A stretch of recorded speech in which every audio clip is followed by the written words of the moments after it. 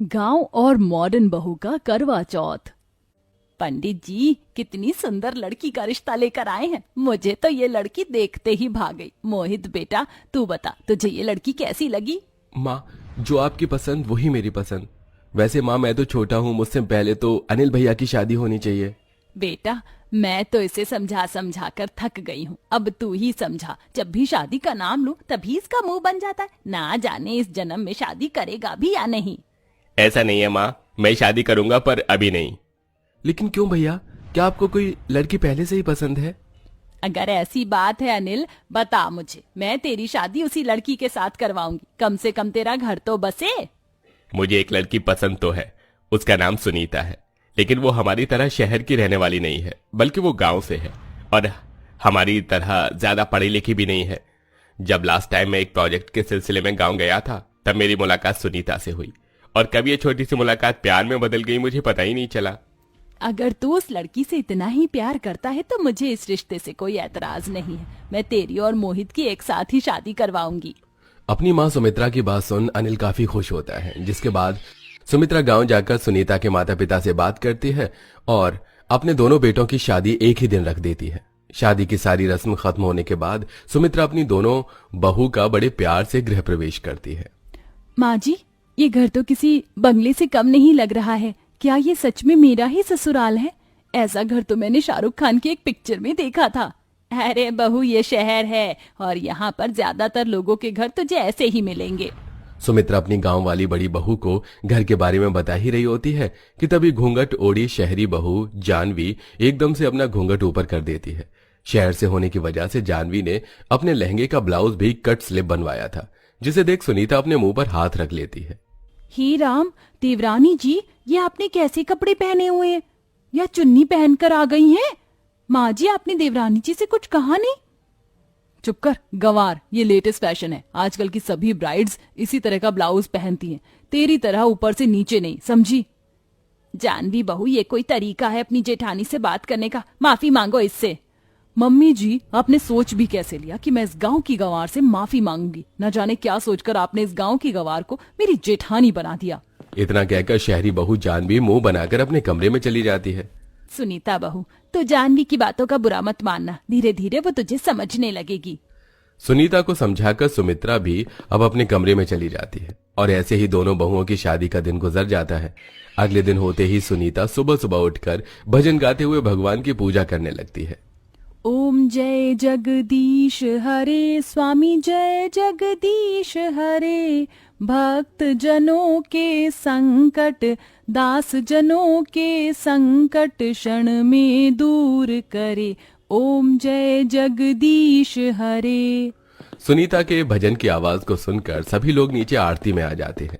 वहीं अपने कमरे में सो रही जानवी की भजन से नींद खराब होने लगती है और वो गुस्से में उठकर सीधा नीचे आ जाती है। अरे जानवी, तुम आ गई? मैं तो आरती लेकर तुम्हारे कमरे में ही आ रही थी। ये लो, तुम भी आरती ले लो। अपनी ये आरती अपने पास रख गवार। तुझे क्या सुबह सुबह कुछ और काम नहीं है जो ये भजन गाकर मेरी नींद खराब कर दी? इतनी मुश्किल से तो मुझे नींद आई थी। अगर अब तेरी भजन की थोड़ी बहुत भी आवाज आई ना तो तेरी जुबान काट के रख दूंगी, समझी? सुनीता के गांव से होने की वजह से जानवी को बिल्कुल भी पसंद नहीं करती थी। सुनीता अकेले ही घर की सारी जिम्मेदारी को भी संभालती है। जहां सुनीता दिन भर घर के कामों में लगी रहती, वहीं जानवी कभी फ्रेंड्स के साथ मॉल जाती तो कभी क्लब। ऐसे ही समय गुजरता है और करवा चौथ को सिर्फ एक दिन रह जाता है। जानवी, सुनीता बहू, शादी के बाद ये तुम्हारा पहला करवा चौथ है। करवा चौथ पर सास बहू को सरगी देती है। इस सरगी के अंदर काजू बादाम किशमिश मिठाइयाँ सब कुछ है। कल सुबह सूरज निकलने से पहले तुम सरगी खा लेना और साथ में ये सुहागन का जोड़ा और श्रृंगार का सामान भी है। कल करवा चौथ पर तुम इन्हीं सामान से तैयार होना। सुनीता अपनी सास सुमित्रा से सरगी का सामान लेकर सुनीता के पैर छूकर आशीर्वाद लेती है, लेकिन वहीं जानवी भी सरगी का सामान देखकर मुंह बना लेती है। माँ जी, ये क्या आपने मुझे बेकार सा सामान दिया है? आपने सोच भी कैसे लिया कि मैं इतनी घटिया क्वालिटी की साड़ी पहनूंगी और ये लाल चूड़ियां और गंदी सी लिपस्टिक लगाऊंगी? मैं करवा चौथ पर क्या पहनूंगी ये मैं डिसाइड करूंगी, ना कि आप। इतना कहकर जानवी मुंह बनाकर चली जाती है। जानवी की बात सुन सुमित्रा को बुरा तो लगता है, लेकिन सुमित्रा उसे कुछ नहीं कहती। सुमित्रा के कहने पर सुनीता जानवी की सरगी ले जाकर उसके कमरे में रख देती है और वहीं दूसरी तरफ जानवी करवा चौथ कपड़ों की शॉपिंग के लिए एक बड़े से मॉल में जाती है। ये हुई ना बात, अब मिला है मुझे करवा चौथ के लिए एक परफेक्ट ड्रेस। जानवी बड़े से मॉल से अपनी करवा चौथ के कपड़े ले लेती है। साथ ही एक बड़े से पार्लर में जाकर manicure, pedicure, waxing, bleach, facial, cleaning, hair spa जैसी चीज करवाती है। कल तो करवा चौथ पर सबसे ज्यादा सुंदर मैं ही लगूंगी।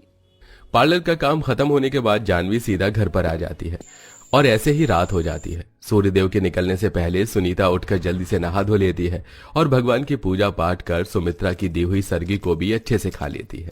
मैंने तो सरगी खा ली, लेकिन क्या जानवी ने खाई होगी? एक काम करती हूँ, उसे देख कर आती हूँ। अगर सो रही होगी तो सरगी खाने के लिए उठा भी दूंगी।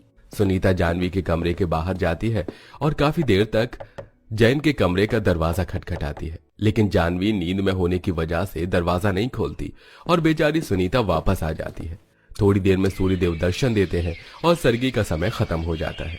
दोपहर के 12 बजे तक तो जानवी आराम से रह लेती है, लेकिन धीरे धीरे अब उसे भूख लगना शुरू हो जाती है। भूख के मारे मेरी जान निकली जा रही है। क्या चांद निकलने से पहले मैं कुछ खा नहीं सकती? नॉर्मल फास्ट में तो इंसान फ्रूट चिप्स तो खा लेता है, तो इसमें ये सब क्यों नहीं है? क्योंकि ये करवा चौथ का व्रत है और सभी शादीशुदा औरतें इसे अपने पति की लंबी उम्र के लिए रखती हैं। चुप कर गवार, भूख के मारे मेरी जान निकली जा रही है, ऊपर से तू है कि मुझे भाषण देने में लगी हुई है। जैसे जैसे शाम होने को आती है, गांव वाली बहू अपनी सास की सरगी में दी हुई साड़ी पहनकर तैयार हो जाती है। अरे बहू, मैं तो करवा चौथ की पूजा का चित्र लेकर आ गई थी, लेकिन तूने तो इसे अपने हाथों से ही बना दिया। माँ जी, हमारे गांव में सभी औरतें अपने हाथों से ही करवा पूजा का चित्र बनाती थी। मैंने उन्हीं को देखकर ये सीखा है।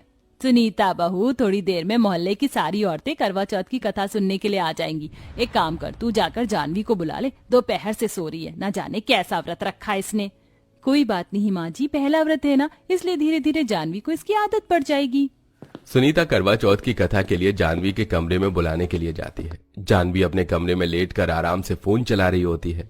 जानवी, करवा चौथ की कथा सुनने का वक्त हो गया है, जल्दी से तैयार होकर नीचे आ जाओ। मेरे पास इतना फालतू का टाइम नहीं है कि मैं ये कथा सुनने के लिए नीचे आऊं। जानवी, करवा चौथ का व्रत रखने वाली हर औरत करवा चौथ की कथा सुनती है। बिना कथा सुने तुम्हारा व्रत पूरा नहीं होगा। अपना ये फालतू का ज्ञान अपने पास रखो, अनपढ़ गंवार कहीं की। तुम मुझे सिखाओगी? निकल जा मेरे कमरे से। अपनी जेठानी के लाख समझाने पर भी जानवी करवा चौथ की कथा सुनने के लिए नहीं आती और उसे बेइज्जत करके कमरे से निकाल देती है। जिसके बाद सुनीता अकेले ही सभी सुहागन औरतों के साथ बैठकर करवा चौथ की कथा सुनती है। जैसे जैसे शाम गुजरने लगती है, वैसे वैसे अब जानवी की भूख भी काफी बढ़ जाती है। अब इस भूख को मैं और बर्दाश्त नहीं कर सकती, मैं तो चली खाना खाने के लिए। जानवी चुपके से किचन में जाती है और फ्रिज में से खाने पीने की चीज निकाल कर खाने लगती है। अच्छे से पेट भर जाने के बाद जानवी अपने कमरे में आती है और तैयार हो जाती है। जहां करवा चौथ के दिन सभी सुहागनों ने लाल रंग का जोड़ा पहना था, वहीं जानवी काले रंग के बैकलेस साड़ी पहनकर सबके सामने आती है। जानवी बहू, तेरा दिमाग तो सही है, आज के दिन तूने ये पहना है, जानती भी है तूने कितना बड़ा अपशगुन किया है। अरे माँ जी, आप ये अपशगुन जैसी चीज कुछ नहीं होती है, और वैसे भी मुझे बैकलेस ब्लाउज बहुत पसंद है, इसलिए मैंने सबसे यूनिक और हटकर पहना है। थोड़ी देर में चांद निकल आता है। सुनीता छन्नी में से चांद को देख अनिल को देखती है और अनिल के हाथों से पानी पीकर करवा चौथ का व्रत पूरा करती है। वहीं मोहित अभी रास्ते में ही फंसा होता है। ट्रैफिक होने के चक्कर में मोहित एक शॉर्टकट रास्ता लेकर घर लौट रहा होता है कि तभी कुछ चोर मोहित की गाड़ी पर हमला कर देते हैं और मोहित को लूट कर उस पर चाकू से वार कर देते हैं। कुछ देर बाद उसी रोड से कुछ और लोग गुजरते हैं। मोहित को घायल देख वो उसे जल्दी से अस्पताल में भर्ती करवाते हैं। अस्पताल वाले मोहित की आईडी प्रूफ से उसके घर पर कॉल करते हैं। जैसे ही मोहित के घायल होने की बात उसके घर वालों को पता चलती है तो सभी लोग दौड़े दौड़े अस्पताल आते हैं। आज मेरे बच्चे की हालत है ना, उसकी जिम्मेदार सिर्फ तू है। अगर मेरे बेटे को कुछ भी हुआ तो मैं तुझे छोड़ूंगी नहीं। हे भगवान, मैं क्या करूं, ये मुझसे क्या हो गया? अगर मोहित को कुछ हो गया तो मैं जी नहीं पाऊंगी। इसीलिए कहते हैं जानवी, इतना भी मॉडर्न होना ठीक नहीं है। तुम्हें करवा चौथ के व्रत का बहुत अपमान किया, इसलिए करवा माता ने तुम्हें सजा दी है। लेकिन अभी भी देरी नहीं हुई है। अगर तुम करवा माता से अपनी भूल चूक की माफी मांग लो, सच्चे दिल से अपने पति की लंबी उम्र के लिए प्रार्थना करोगी, तो मोहित को कुछ नहीं होगा। सुनीता की बात मानकर जानवी करवा चौथ के व्रत में की हुई सारी भूलों की करवा माता से माफी मांगती है और अपने पति की लंबी आयु के लिए प्रार्थना भी करती है। थोड़ी देर में मोहित को होश आ जाता है, जिसे देख जानवी बहुत खुश होती है। इसी के साथ अब जानवी को अपनी गलती का एहसास होता है और सुनीता से माफी मांगती है और हर साल सुनीता के साथ सारी रस्मों को निभाते हुए अच्छे से करवा चौथ का व्रत करती है। दोस्तों, क्या आपके भी घर में कोई करवा चौथ का व्रत रखता है? तो उसका नाम हमें कमेंट में जरूर बताइएगा।